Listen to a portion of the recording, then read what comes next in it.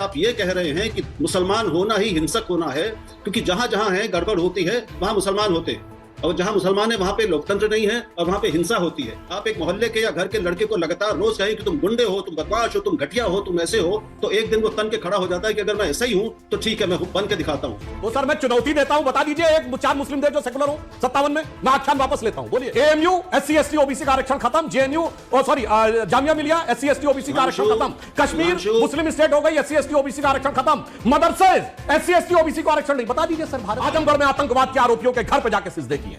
वीर अब्दुल हमीद की शहादत की 50वीं वर्षगांठ 2015 में एक क्या हो सेकुलरिज्म का सूरमा, एक क्या हो, मैं गारंटी से कहता हूं। आपने बिल्कुल सही कहा, भड़काकर अच्छे और सच्चे मुसलमानों के साथ कभी मत खड़े हो, अपराधी और आतंकवादी के साथ खड़े हो। शॉर्टकट सियासत का कि कट्टरपंथी वोटों से वोट जल्दी मिलता है मुस्लिम समाज के लिए, कि किसी को किसी की मोहब्बत ने मारा, किसी को किसी की अदावत ने मारा, और इस शराफत अली को सेकुलर सियासत ने मारा।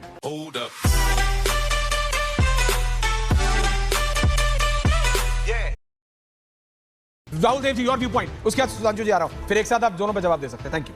भाटी जी आ रहा हूं, सुधांशु जी, राहुल जी सर। ऐश्वर्य, मैं तो ये अनुरोध करूंगा आपसे एक चैनल के नाते, एक बड़े एंकर के नाते, और यहाँ जितने लोग मौजूद हैं उनसे, कि हमें इस समय बहुत सावधानी से अपने शब्दों का चयन करना चाहिए और अपनी भाषा का चयन करना चाहिए। You are right.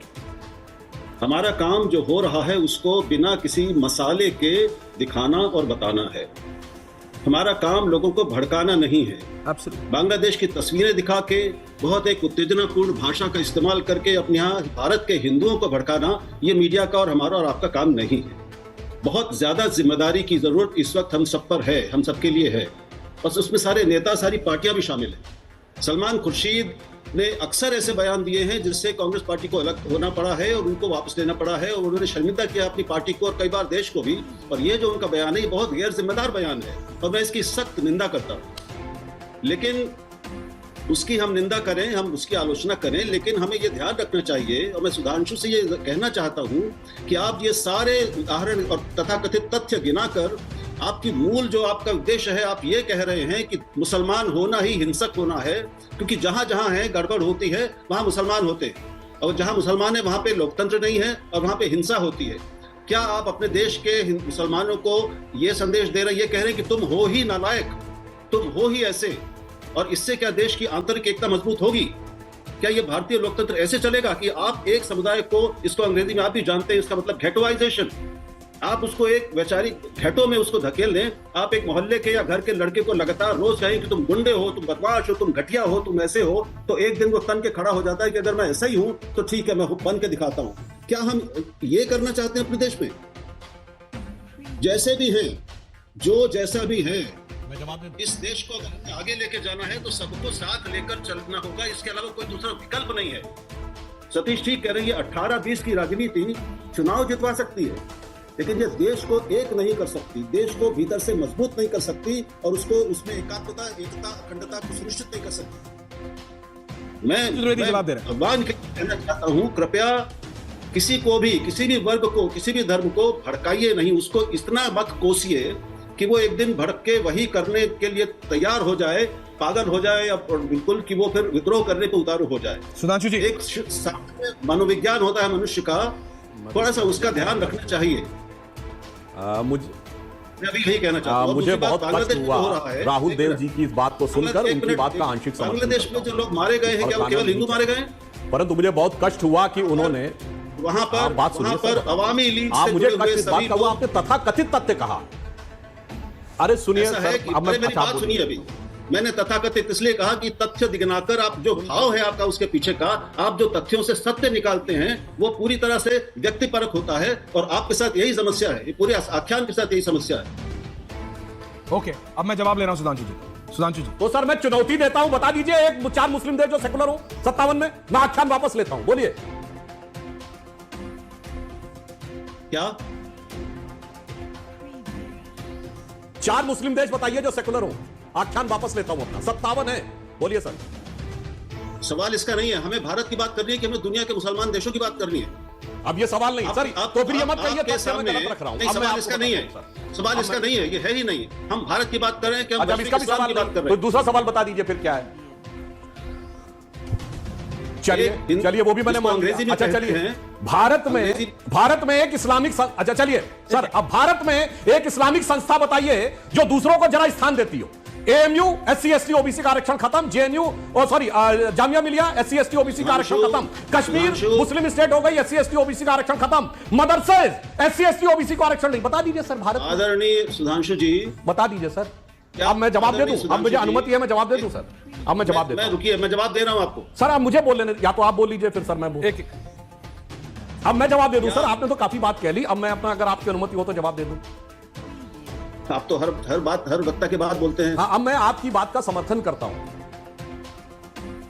अब मैं आपकी बात का समर्थन करता हूं कि भड़काना नहीं चाहिए। पर राहुल जी, भड़काया किसने? हमने तो नहीं कहा कि सारे मुस्लिम खराब हैं। यह बताइए, इस देश के लिए शहीद होने वाला भारत का पहला गैलेंट्री अवार्ड विनर कौन था? ब्रिगेडियर मोहम्मद उस्मान। उत्तर प्रदेश में आजमगढ़ के रहने वाले थे। कोई सेक्युलरिज्म के सूरमा की फोटो दिखाइएगा ब्रिगेडियर मोहम्मद उस्मान के घर पे। आजमगढ़ में आतंकवाद के आरोपियों के घर पे जाके सिजदे किए। वीर अब्दुल हमीद की शहादत की 85 वर्षगांठ 2015 में एक क्या हो सेक्युलरिज्म का सूरमा, एक क्या हो। मैं गारंटी से कहता हूं, मोदी जी ने उनके पूरे परिवार को बुलाकर उनको सम्मानित किया। उनकी पत्नी भी थी, उनको सम्मानित किया।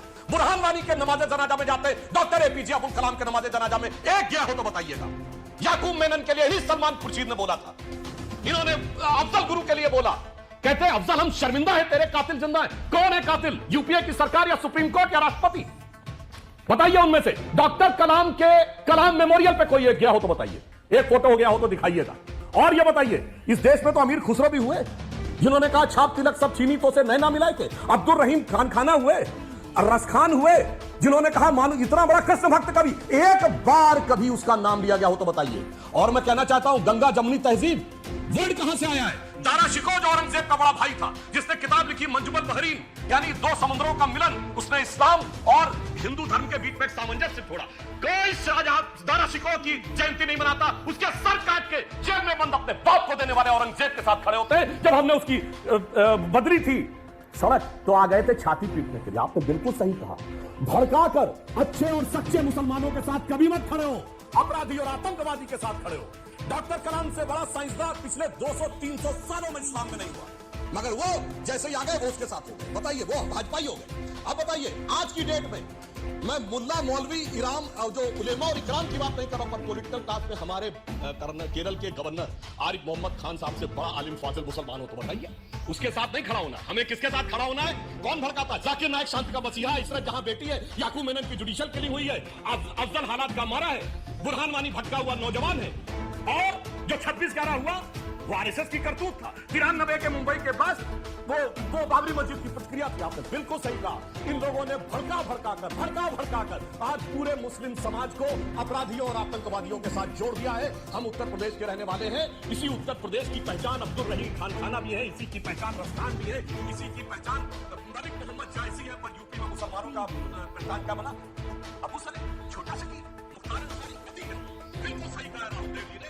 इन लोगों ने 70 साल में मुसलमानों को वहां ले जाके खड़ा किया है, देश का मौकेदान किया है क्या? फिर मैं कह रहा हूं वही बात, शॉर्टकट सियासत का, कि कट्टरपंथी वोटों से वोट जल्दी मिलता है, उन्होंने शॉर्ट सर्किट किया। मैं एक लाइन कहना चाहता हूं, जो इन्होंने कहा मुसलमानों से कि भाजपा को अदावत है और हमें तुमसे मोहब्बत है, जो एक लाइन में पार्लियामेंट में बोल चुका हूं, दोबारा बोलता हूं मुस्लिम समाज से कि किसी को किसी की मोहब्बत में